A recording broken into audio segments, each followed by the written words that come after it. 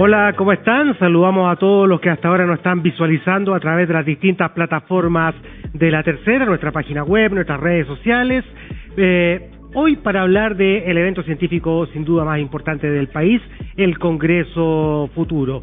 Y tenemos aquí en el estudio a algunos de los investigadores, de los científicos, de las personas que van a estar exponiendo en el evento científico. Estamos junto a María Isabel Cornejo, ella es académica e investigadora del Grupo de Inteligencia Artificial y Derecho de la Universidad Autónoma de Chile. María Isabel, muchas gracias por acompañarnos. Y estamos también con Cristian Buch, él es investigador del Centro Nacional de Inteligencia Artificial CENIA, que también nos va a estar explicando un poco de qué se trata este organismo. Cristian, muchas gracias por estar con nosotros. Muchas gracias a ti por la invitación.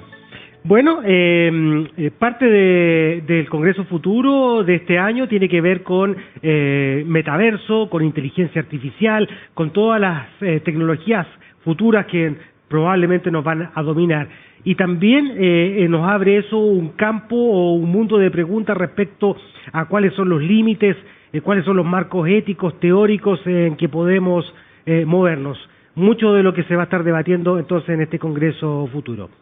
Y a propósito de eso, quiero partir con Cristian un poco, que tratemos de explicarle, yo sé que puede ser una respuesta muy larga y a lo mejor muy lata, respecto a qué se puede entender hoy por inteligencia artificial. Efectivamente, buena pregunta.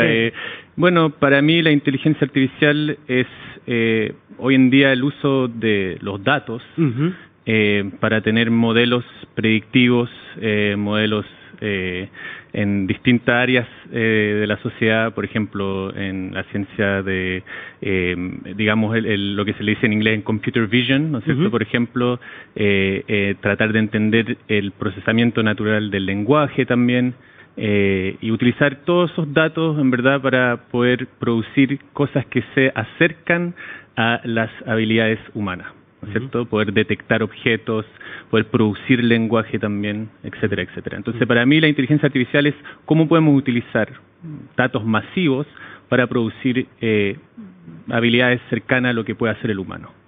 Vamos a entrar en detalle de todas las aplicaciones prácticas que puede tener hoy la inteligencia artificial, pero María Isabel, que nos decía que es abogada, esto también abre también un sinnúmero de posibilidades respecto a cómo dividir o cómo darle un marco legislativo a esto. Es muy difícil ponerle límites o ponerle un marco legislativo a algo que probablemente todavía está en evolución y en desarrollo.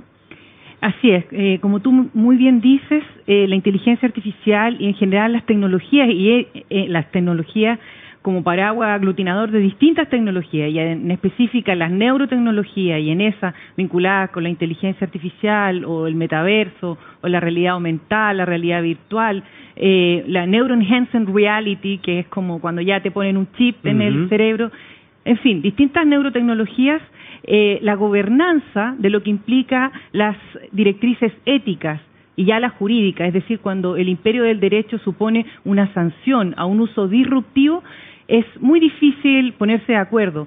Entonces, ¿por qué? Porque implica en primer lugar que estas tecnologías y neurotecnologías están en constante avance, van mucho más adelantados de lo que la sociedad a veces siquiera se puede percatar que puede llegar a ocurrir, ¿ya?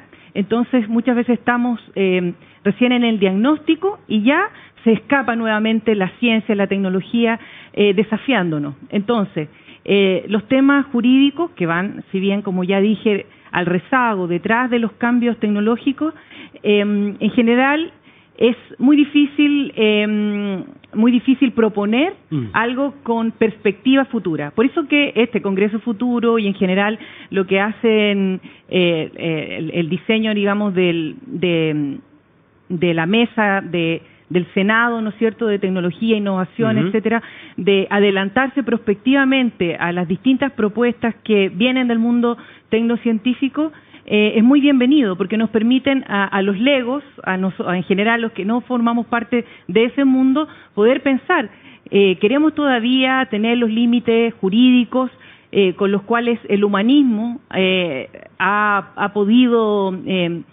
digamos, salvaguardar el orden público y tener una cierta idea de paz social. Esas son como las preguntas. Es difícil anticiparse de repente a esto. En un programa anterior, la subsecretaria de Ciencia, Carolina Gainza, nos decía, por ejemplo, tú puedes poner legislaciones con los taxistas y de repente entra Uber. Y quedas como que es difícil adelantarse, lo mismo. Pero bueno, probablemente parte del debate que se produce en el Congreso futuro es tratar de visualizar cómo viene el futuro, obviamente, y tratar de ponerle un marco legal a esto, lo que sin duda no es fácil. Cristian, bueno, ya lo decíamos en la presentación, investigador del Centro Nacional de Inteligencia Artificial, CENIA. Suena como la NASA. Cuéntanos un poco de qué se trata, a quiénes agrupa y qué es lo que están tratando de hacer ahí. Bueno, CENIA es una corporación basal de la NIT. Y bueno, CENIA yo diría que tiene 3 roles. El primer rol es un rol de investigación en inteligencia artificial. Entonces tenemos todo un grupo científico trabajando en desarrollar nuevos algoritmos y cosas del estilo. Y después tiene un rol también de transfer de tecnología. Acaparamos, tecnología que ya está relativamente madura y tratamos de aplicarla en ciertos campos dentro de la sociedad. Y también tiene un rol de vinculación de educación, ¿no? Tratamos de conectarnos con la gente y, tratar de informarles con respecto a qué es lo que se está haciendo en inteligencia artificial hoy en día. ¿Y agrupa a universidades, investigadores? Exactamente, el CENIA está construido alrededor de varias universidades. Está la Universidad La Católica, la Chile, la Federico Santa María y hartas otras universidades que agrupa académicos de esas universidades que son parte del centro, ¿no es cierto? Son asociados al centro. Perfecto. Y también tiene sus investigadores y trabajadores full time que son 100% parte del centro del CENIA. Eso es el CENIA. Perfecto. Los seres humanos somos en general amigos de las teorías de las conspiraciones. ¿Te ha pasado un poco que al alero de este centro de inteligencia artificial suene un poco como que están ahí elucubrando algo, a lo mejor no queremos saber? No diría eso, pero lo que sí pasa algunas veces es que, con la sensacionalización de lo que es la inteligencia artificial, seguido pasa que se, extrapola información y no de la mejor manera, por así decirlo. Por ejemplo, la posibilidad de un Terminator que podría llegar en un par de años, la idea de una inteligencia artificial general también, que estamos todavía bien lejos de que exista.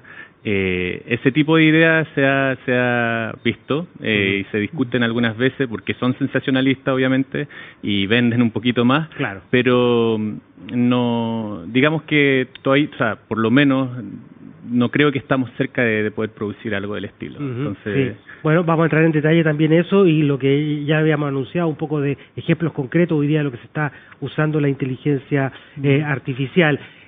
A propósito de eso, ¿cómo ponerle límites a la inteligencia artificial? ¿Cómo poner una ley específica? ¿Existen hoy leyes específicas que puedan limitar la inteligencia artificial o darle un marco regulatorio? Bueno, en Chile existe la aproximación que se denomina una estrategia de inteligencia artificial, que CENIA, por supuesto, es una acción principal, digamos, y también hay muchas universidades, académicos, organizaciones de la sociedad civil, etcétera, que consensuadamente buscan tratar de regular la inteligencia artificial. Miramos bastante hacia las regulaciones europeas. Por ejemplo, en el año 2021 tenemos la Artificial Intelligence Act, ¿no es cierto? Regulation, es que así me sale más fácil decirlo, pero esa es una directriz a la cual nosotros miramos y hay también otros ecosistemas que son importantes y dicen mucha relación con la inteligencia artificial, como es, por ejemplo, la otra cara de la moneda, que son la regulación de los datos, ¿no es cierto? Entonces, tener una ley de protección de datos adecuada, o otra cara de este ecosistema, forma parte, ¿no es cierto?, las regulaciones relacionadas con las neurotecnologías. Ahí tenemos, por ejemplo, la reforma de neuroderechos, la chilena, que más bien el mundo mira hacia acá, ya sea para, analizar si es mejor una legislación de tipo hard law, que se dice, es decir, de derecho objetivo, donde si hay una sanción, el derecho, se impone, o si es mejor una regulación más estilo soft law o de derecho blando, es decir, solo de directrices éticas, ¿ya? Entonces, en general se debate, o sea, está en el centro del debate qué tipo de cómo se regula, no solo qué tipo de regulación, sino que cómo se regula también es importante dirimir. Déjame detenerme en el tema de los neuroderechos que tú mencionaste y que Chile tiene una legislación algo avanzada respecto al resto del mundo. ¿Qué busca esa ley en el fondo? ¿Proteger tus datos mentales, por darle algún nombre? Sí, por supuesto que sí. O sea, trata de conservar y de proteger lo que se llama la integridad mental. Es la dignidad de la persona. O sea, no tenemos que perder de vista que es en el fondo la dignidad de la persona, como en general lo hace el derecho. Solo que esta legislación es específica, ¿no es cierto? Es más específica a la luz de estos desafíos que produce la neurotecnología, ¿ya? Entonces, en ese sentido, se hace esta construcción que se llaman los neuroderechos, que no son más que derechos humanos emergentes, reconfigurados, o sea, ya los conocíamos, pero que merecen, digamos, un tratamiento más específico para protegerlos precisamente de toda esta nueva vorágine, por así decir, que son las plataformas digitales, la inteligencia artificial, etcétera, etcétera, el metaverso, en fin. Sin duda. Mira, me estaba acordando de un ejemplo concreto de aplicación de inteligencia artificial de una compañía telefónica china que a través de radiografías, obviamente muchas, logró distinguir cuáles de esas radiografías de pulmones las personas tenían COVID y cuáles no. Entonces, claro, tú la metías en una base de datos y finalmente después cuando tú ponías una segunda, una radiografía, el sistema de inteligencia artificial te decía si esa persona con un 99% de probabilidades tenía o no tenía COVID. ¿Qué otro tipo de aplicaciones prácticas podemos encontrar en inteligencia? Que supongo son muchísimas, pero nombrar algunas, Cristian. Sí, bueno, nosotros en el centro tenemos varios proyectos en términos de aplicación, ¿no es cierto?, de transfer de tecnología en la sociedad. Por ejemplo, también se utilizando modelos bien similares a lo que tú mencionaste ahora, por ejemplo, detectar anomalías en vehículos utilizando cámaras termográficas. También poder detectar errores en operaciones, por ejemplo, en entrenamiento para estudiantes de medicina. Lo que pasa es que tienen que entrenarse en ciertas específicas, digamos, técnicas, y como profesor no tengo el tiempo de ver todas las horas de cada estudiante, claro, en la técnica. Entonces lo que pasa es que yo puedo decir con esa inteligencia artificial, en el minuto 39 de la operación, de la simulación, ahí quizás hay un error. Entonces yo voy y veo que ese es el error. Perfecto. Ya, por ejemplo, de ese tipo de aplicación. También en el centro se está desarrollando, por ejemplo, un traductor entre el español y el mapudungún o el Rapa Nui. Ese tipo de aplicaciones también se están haciendo. Mejorar los algoritmos de planificación de ruta, también gestión del tráfico, etcétera, etcétera. O sea, las aplicaciones son básicamente infinitas y la limitación es la imaginación del científico o del ingeniero, por así decirlo. De quien la está creando. Exactamente. Sí. A propósito de eso, detrás de la inteligencia artificial finalmente hay humanos. No sé, te pongo un ejemplo que tal vez la respuesta no es tanto legal, sino a lo mejor es más filosófica. Si una máquina comete un error y se genera un problema, ¿hay un responsable humano detrás de eso siempre? Bueno, esa es una muy buena pregunta y de hecho se ha hecho cargo la regulación europea de establecer, por ejemplo, normativas que señalan que siempre detrás de una decisión, ¿no es cierto?, tomada por una máquina debe, y si hay alguna disyuntiva o, por ejemplo, la persona afectada desee que se revise esa decisión, se debe, más bien, que sea tomada por una persona humana, ¿ya? Por una persona humana. Entonces esa es una gran solución, por así decir. Y, por ejemplo, en esto mismo que estábamos hablando de la inteligencia artificial aplicada a salud, por ejemplo, en los diagnósticos y en los pronósticos de ciertas enfermedades, cuando son ayudados, ¿no es cierto?, los médicos con inteligencia artificial, también los pacientes deberían poder tener derecho a saber si ese médico tomó esa decisión con inteligencia artificial o sin. De hecho, hay un hermoso estudio que está publicado en Estados Unidos en un consorcio de universidades, y se les pregunta a las personas, ¿quisieran ustedes saber si el diagnóstico fue tomado con ayuda de inteligencia artificial? Y la mayoría dice que sí, dice que sí, pero otro grupo de eticistas considera que eso tal vez no sería favorecedor. Bueno, y entonces estamos en ese tipo de discusiones. Una discusión abierta respecto a, claro. Sí, finalmente estoy pensando también en voz alta, si una persona le diagnostican COVID a través de inteligencia artificial y esa persona no tenía y se muere de otra cosa, ¿de quién es la culpa? ¿De la inteligencia artificial o del médico que estaba detrás de estos diagnósticos? Claro. Bueno, del programador, del diseñador, en general esas son las respuestas que existen hoy en día. ¿Por qué? Porque la responsabilidad se basa en la idea de que el ser humano tiene conciencia, y por lo menos ahora no existe sí la discusión, que yo diría que es sensacionalista, ¿verdad?, de que tal vez la inteligencia artificial sí podría tener conciencia porque un programador, creo que fue en Google, habló con su chat y manifestó emociones, ¿se acuerdan? Fue este año, claro, y lo despidieron, pero en el fondo se habla de conciencia sintética, pero no es la misma ni mucho menos porque no basta solamente llegar a la neuroplasticidad de una máquina, ¿no es cierto? Hay cuestiones mucho más profundas que tienen que ver con el espíritu y otras consideraciones que hasta ahora no las tiene la máquina. Pero quizás para volver al punto previo, o sea, yo creo que, por ejemplo, la vista que tenemos nosotros es que la inteligencia artificial al final es una herramienta, ¿no es cierto?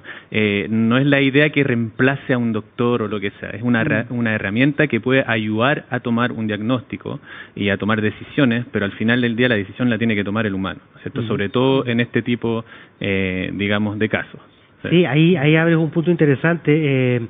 No quiero entrar en polémica ni mucho menos, pero por ejemplo, destacados físicos como Eric Gole de la Universidad Adolfo Ibáñez plantea que por esa razón de que siempre hay un humano detrás de la inteligencia artificial, como que la inteligencia artificial no fuera tal. Parte del trabajo que ustedes elaboran, me dices tú que es educar, y educar en el fondo es evitar esa sensación de que las máquinas nos van a dominar.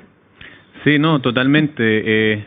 Bueno, yo tengo un background de neurociencias computacionales, y cuando a mí me dicen, por ejemplo, sí, bueno, las máquinas nos van a dominar, siempre tengo ganas de mostrarle, hay muchos ejemplos en el cual uno entrena un modelo, y de hecho lo mostré cuando estábamos en el Congreso con Isabel, uno entrena un modelo en una tarea específica y se le mueve una cosita del modelo y el modelo hace cualquier cosa. Entonces, en términos de inteligencia, no es tan inteligente. Claro.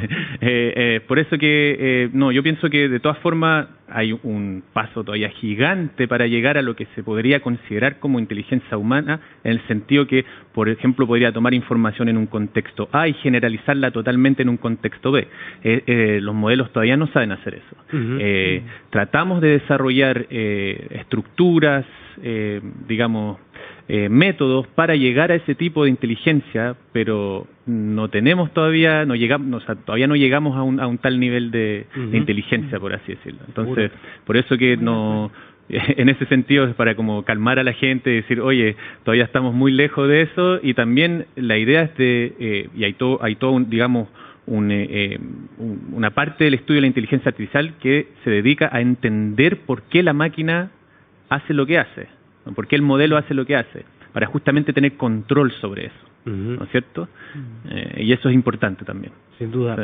Estamos conversando con María Isabel Cornejo, académica de la Universidad Autónoma, y con Cristian Buch, investigador del Centro Nacional de Inteligencia Artificial CENIA, esto en el marco obviamente del Congreso Futuro.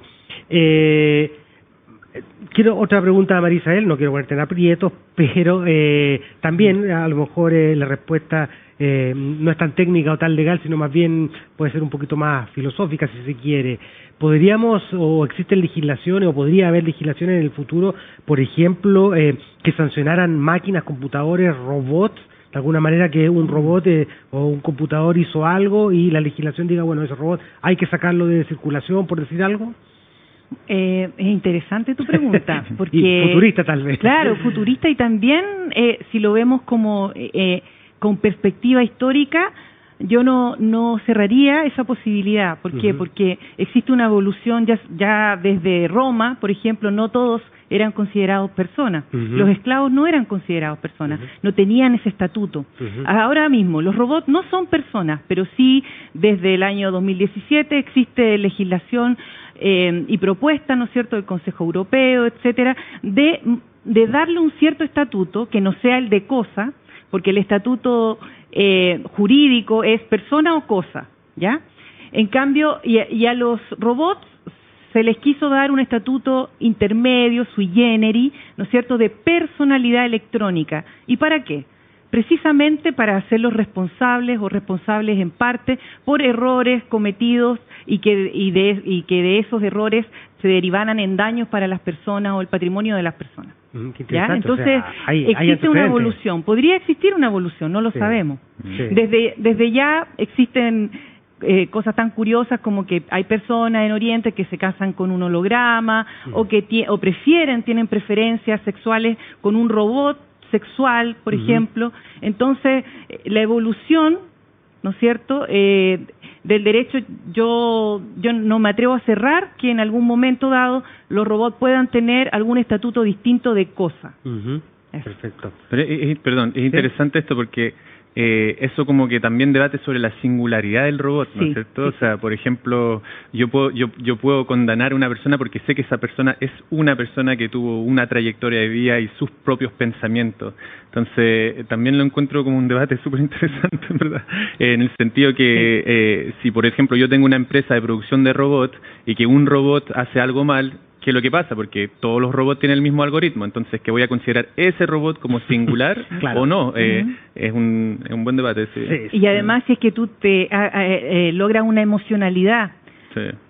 Por ejemplo, hace poco hubo una novela que se publicó de Ichihiro que se llamaba, no me acuerdo, pero era de un robot, y que la mamá tenía un robot a su hija, ya, porque la niña tenía una discapacidad, pero la mamá de repente comenzó a querer que su hija muriese para quedarse con la robot. Con el robot. ¿Ya?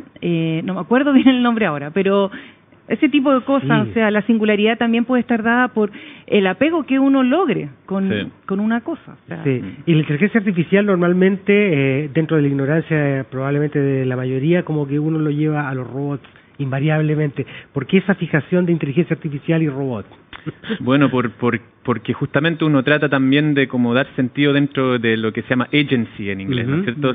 El sentido de tener un movimiento en el espacio y de poder hacer movimientos que tienen consecuencias en el mundo físico. Eso también es una manera de comunicarnos entre nosotros. La mayoría de las inteligencias artificiales todavía están, digamos, fuera de un cuerpo que se mueve, ¿no? Por así decirlo. Lo que te decía los modelos, lo que tú estabas mencionando, los modelos que pueden detectar COVID con radiografías de los pulmones, no son modelos que uno pone en un robot y el robot se va moviendo. De hecho, si uno pone esos modelos en un robot no hace nada, básicamente. Entonces, yo creo que es por eso, sobre todo, y también porque el efecto que podría tener la inteligencia cuando está justamente acaparada una máquina que se puede mover en el espacio, porque entonces podría, por ejemplo, tener efecto para uno, ¿no es cierto?, y consecuencias en el mundo. Eso es, yo creo que es por eso más que nada. Esa como fijación a los robots. Y también la utilidad, ¿no es cierto? O sea, tiene una utilidad bien clara. Un robot puede tomar cosas, mover cosas, etcétera, etcétera. Entonces, en términos de, no sé, industria y producción es algo muy útil, obviamente. Cuéntanos un poco, Cristian, también de algunos trabajos que se estén haciendo en CENI, algunos proyectos que se puedan adelantar o algunas cosas a lo mejor que ya se hayan logrado, porque CENI, entiendo, es un organismo relativamente nuevo, ¿no? Sí, tiene un año. De hecho, mañana festejamos el aniversario. Sí. Mira, hay varios proyectos que se están haciendo científicamente, por ejemplo. Yo en mi caso, como te comenté, yo tengo un background de neurociencias computacionales. Entonces, dentro de mi visión de hacer ciencia en la inteligencia artificial, mi modelo es el cerebro humano, ¿cierto? Que para mí, de hecho, es el mejor modelo de inteligencia que tenemos. Entonces, trato de entender cómo el humano, como el cerebro humano procesa información, se representa esa información y después puede extrapolar esa información en otros contextos para justamente tratar de inducir ese tipo, digamos, de representaciones en modelos de inteligencia artificial. Entonces, por ejemplo, nosotros escribimos un proyecto hace poquito en el cual queremos lo hacemos en conjunto con Pedro Maldonado, profesor de la Universidad de Chile, y un par de otros investigadores, pero él es el profesor, digamos, lead del proyecto, en el cual tenemos estos, cerebro en platos. Literalmente son neuronas cultivadas, biológicas, que podemos conectar a un robot. Y ese robot manda información de vuelta a ese cerebrito en un plato, ¿no es cierto? Entonces, dentro de ese cuadro, lo que tratamos de entender es si el robot aprende a hacer una tarea muy simple, ¿qué es lo que se pasa dentro de ese cerebro? ¿Cómo se reorganiza la información? ¿Cómo se representa la información? ¿Cómo se moviliza la información? Y una vez que entendemos esas cosas, podemos tratar de inducirlas en modelos que son artificiales. Trabajo fascinante, sin duda. Sí. María Isabel, cuéntanos, ¿hay comunicación entre científicos, ingenieros y la parte legislativa, un poco que ellos vayan relatando cuáles son los avances y ustedes puedan ir en el fondo viendo cuáles pueden ser los límites? Sí, la verdad es que, de hecho, esa es la tendencia que se quiere lograr, y actualmente, no sé si tú estás de acuerdo, pero ir hacia la interdisciplinariedad y, mejor aún, la transdisciplinariedad, ¿ya? Porque existe esa diferencia entre multidisciplinariedad, es donde cada disciplina actúa aisladamente. Correcto. ¿Ya? Se comunican entre sí, pero no hacen productos juntos. La interdisciplinariedad implica ya tener una mayor sinergia, y la transdisciplinariedad implica ya crear. Por ejemplo, lo que significa la identidad para, no sé, un neurobiólogo, para un psicólogo, un psiquiatra, alguien de ciencias de la computación y un jurista, y lograr que todas las disciplinas puedan hablar el mismo idioma, incluso crear idiomas diferentes. Y se han hecho esfuerzos, obviamente, al alero de las universidades. Yo misma participo en la Universidad Autónoma en un grupo de investigación que es transdisciplinar, pero además, por ejemplo, tenemos el vivo ejemplo de Congreso Futuro, cuya interacción es absolutamente inter y transdisciplinar.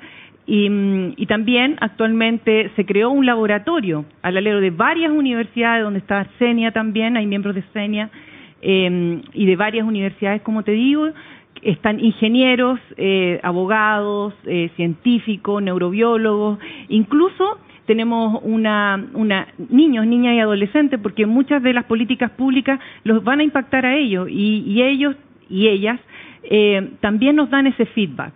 Entonces, también personas o miembros de la sociedad civil que están organizados a través de distintas ONG, y en general se llama LIAM, ese es el nombre, ¿no es cierto?, ese laboratorio que se lanzó en octubre, hace muy poco, y la verdad es que creo que va a tener una labor, y debe tener una labor moral, alfabetización a la comunidad, y de responsabilidad, ¿ya? De responsabilidad de estos académicos, de llegar a los políticos, quienes deben hacer las leyes que sean adecuadas, que conversen y se integren con todo el sistema jurídico, y también de cara al derecho internacional, porque ya tenemos que quitarnos digamos, la idea de que somos insulares, por así decir, ¿no es cierto?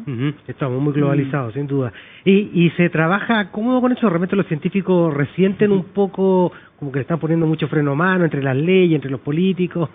No, yo creo que el científico también tiene que tener una responsabilidad ética de todas formas en su trabajo, eso es claro. No, yo personalmente no lo siento, porque como te mencioné antes, todavía estamos digamos a un nivel embrionario de lo que se puede producir en términos de inteligencia, pero yo diría que más allá de eso, no, esa como comentó Isabel, es la idea de trabajar en conjunto, ¿no es cierto? Bueno, nosotros en el grupo científico tenemos background de muchas áreas, hay matemáticos, ingenieros, psicólogos, ingenieros en bioingeniería, por ejemplo, obviamente ciencias computacionales, gente experta en producción obviamente de algoritmos de inteligencia artificial, y eso es lo importante al final. Yo antes colaboraba con un filósofo. Para mí es también importante de tener la perspectiva de un filósofo dentro de este campo, de hecho es muy importante. Entonces yo creo que esa es la parte más clave. más que de tratar de pensar si los políticos me están poniendo freno dentro de mi ciencia. De todas formas, hay cuadros legales de proyectos, etcétera, etcétera. Qué interesante eso que nombras tú, toda la gente o todas las disciplinas que pueden participar finalmente en inteligencia artificial, porque uno pudiera pensar que esto es solo de ingenieros que programan, o tal vez neurocientíficos, pero por ejemplo un filósofo, ¿qué papel puede tener un filósofo dentro de la inteligencia artificial? Sí, no, o sea, por ejemplo, en este caso preciso, era también tratar de comprender, por ejemplo, qué es lo que es el agency, ¿no es cierto? El movimiento dentro, por ejemplo, para un robot, qué es lo que es el movimiento, qué es lo que significa, ¿no es cierto? Yo sí puedo entender cómo digamos, cómo un humano puede representarse distintos tipos de conexiones con su entorno, me puede ayudar en tratar de interpretar qué tipo de algoritmo puedo utilizar para llegar a imitar algo del estilo, ¿no es cierto? Y esa parte es importante, y hay hartos filósofos trabajando en eso. Estoy pensando en Gibson, por ejemplo, ¿no es cierto? De conectarse con su entorno, ¿de qué manera? ¿Cómo está la legislación chilena en torno a estos temas? No solo de inteligencia artificial, sino que, no sé, metaverso, neuroderecho. ¿Estamos avanzando? ¿Vamos bien? ¿Vamos rezagados? ¿Cuál es tu evaluación respecto a eso? Bueno, somos pioneros, podríamos decir, en el tema de neuroderechos. Sí. Y como te dije, tenemos una reforma constitucional y otra legislación que está actualmente en la Cámara de Diputados sobre regulación de neurotecnologías. Hay también otras ecosistemas relacionados como de plataformas digitales en el área laboral o de comercio electrónico, etcétera. Ahora, de regulación hard law, como se dice, o de derecho objetivo, de inteligencia artificial todavía no tenemos, ¿ya? Pero sí tenemos una estrategia, por así decir, y que puede caminar perfectamente hacia la elaboración de una regulación. Lo importante es que esto sea consensuado, debatido, y interdisciplinario. Entonces, todas estas instancias y donde se agrupan distintos académicos, miembros de la sociedad civil, puedan debatir, ¿ya? Y también ver los pros y los contras, los riesgos, los desafíos, que la innovación tecnológica no se aminore, que se defiendan los derechos fundamentales de las personas, etcétera. O sea, todas las disciplinas son muy importantes de que estén encaminadas a entender el horizonte, porque no puede ser tan mediática una legislación, ¿ya? ¿Por qué? Por la misma obsolescencia que tiene la ciencia y la tecnología. Entonces eso también se transmite a una legislación que tenga un corto alcance, tiene que ser con mucha oxigenación, con largo alcance, por así decir. Claro. Porque puede ser que una legislación fosilice posibilidades de adaptación del humano si le prohibimos algo ahora, por ejemplo. En general, no es tanto de prohibir, bueno, hay cosas que obviamente la sociedad occidental ha consensuado de que no las acepta y no las quiere, pero en general hay otras que necesitan diálogo, en fin. Encontrar un punto de equilibrio en el fondo. Exactamente. Como decía yo, la metáfora del freno a mano y cuánto freno y cuánto le ponemos, le sacamos. Sí. Cristian, recién, bueno, a lo mejor no manejas bien el caso, pero me parece interesante conversarlo, lo que pasó con este ingeniero de Google y con el robot. Básicamente lo que dice este ingeniero es que él logró establecer un diálogo con el computador. Sí, o sea, pero más allá de eso, el comentario que hacía él era que su inteligencia artificial es lo que se dice en inglés sentient, ¿no es cierto? Que tenía conciencia, por así decirlo. Y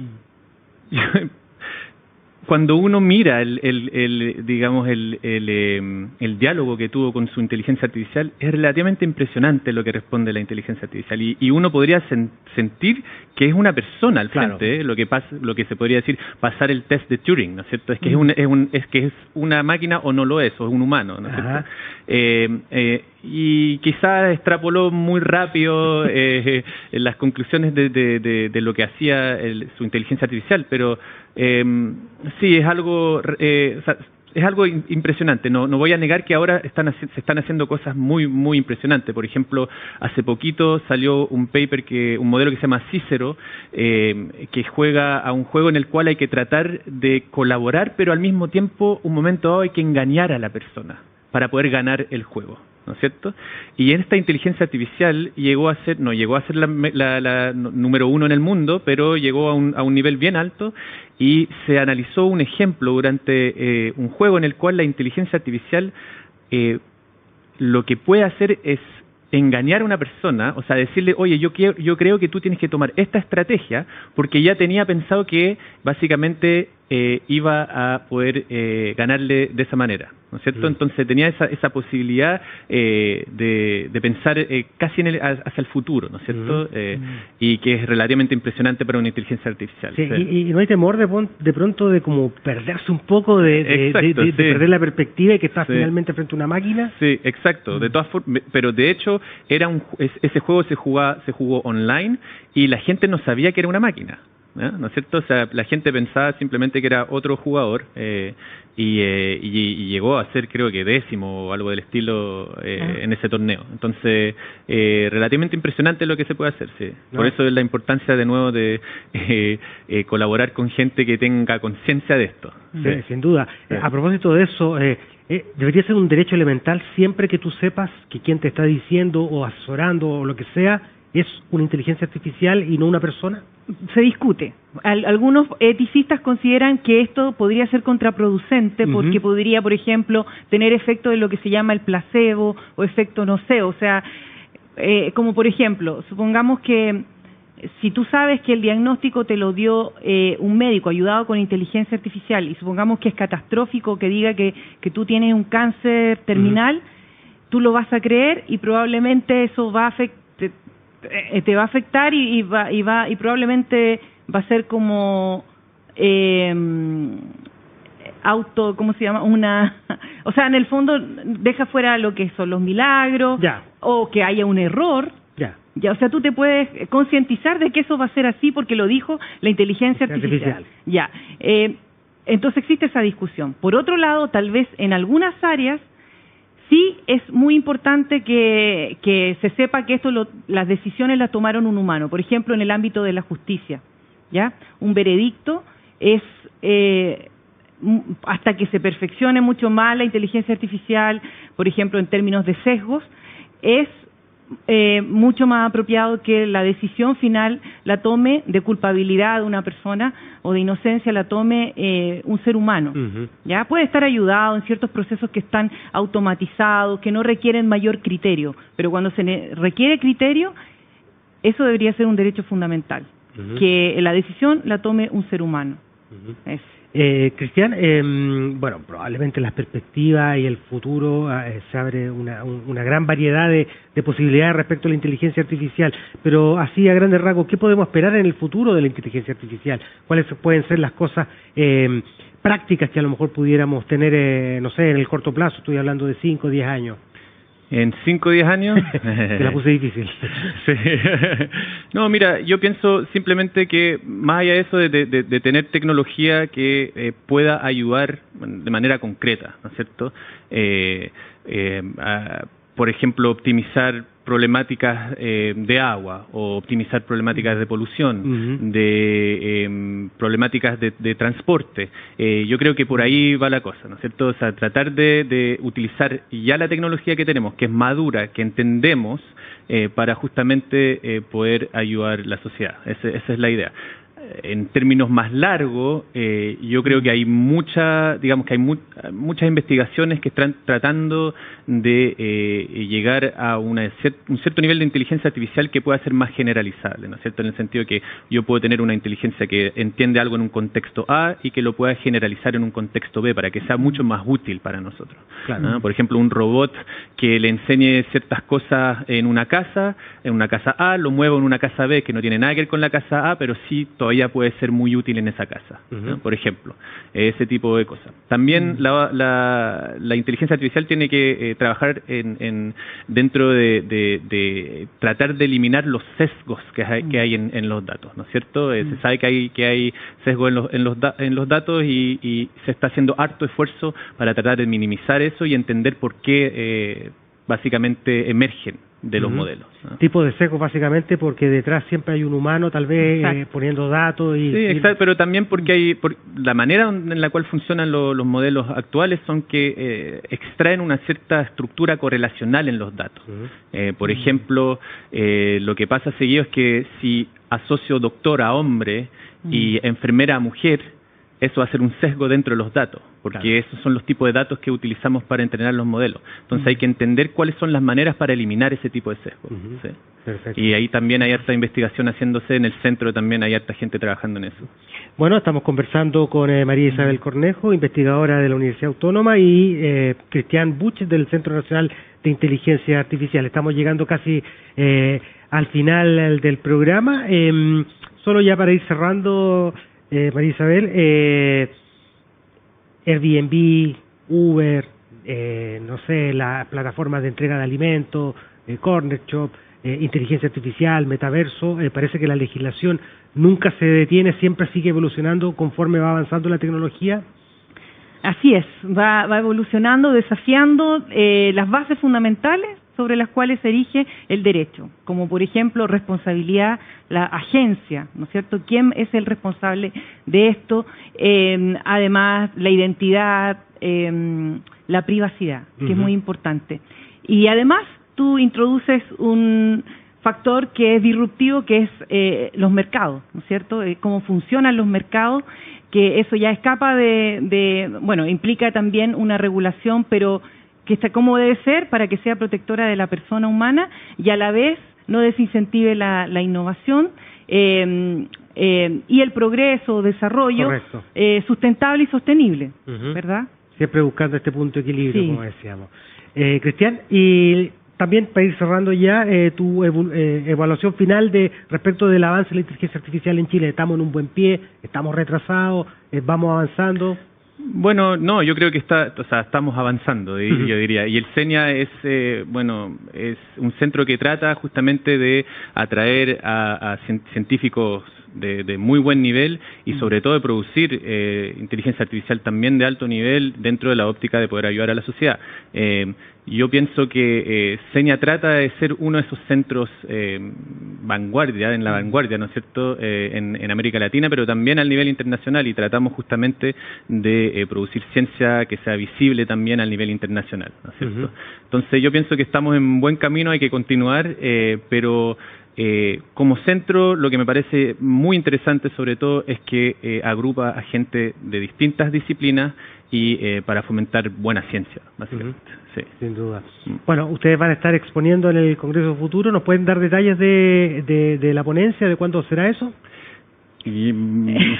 Bueno, la verdad es que nosotros somos colaboradores de LIAM, ¿no es cierto? Que es este laboratorio de inteligencia artificial, neuroderecho, metaverso y plataformas digitales, y somos, por así decir, embajadores. Perfecto. Y estamos muy en pro, y por supuesto queremos invitar a todos a que vayan a Congreso Futuro. Hay muchos de nuestros colegas, compañeros que van a estar ahí. Nosotros vamos a estar presencialmente. Perfecto. Y eso sería lo que podemos y más encima realmente invitarlos, porque va a haber gente de muy alto nivel que va a venir al Congreso Futuro, sobre todo dentro también del cuadro de investigación en inteligencia artificial. Entonces, feliz que... Es una muy buena oportunidad un poco para imbuirse de qué es la inteligencia artificial. Totalmente, sí. Y ustedes pueden revisar en congresofuturo.cl y también en la tercera, en quepasa.cl, la cartelera donde están todos los invitados con sus respectivas disciplinas y cuáles son las conversaciones que se van a elaborar y se van a desarrollar durante el Congreso Futuro. Cristian, María Isabel, quiero agradecerle a los dos haber estado con nosotros hoy día en el programa. Cristian, muchas gracias por acompañarnos. Muchas gracias. María Isabel también. Y a ustedes también los dejamos invitados a seguir en la programación de la tercera.com, a leer nuestras distintas plataformas y productos, y por supuesto a informarse de todo el Congreso Futuro. Así que les agradecemos que hayan estado hoy día visualizándonos. Que estén muy bien y nos vemos en otra oportunidad. Chao.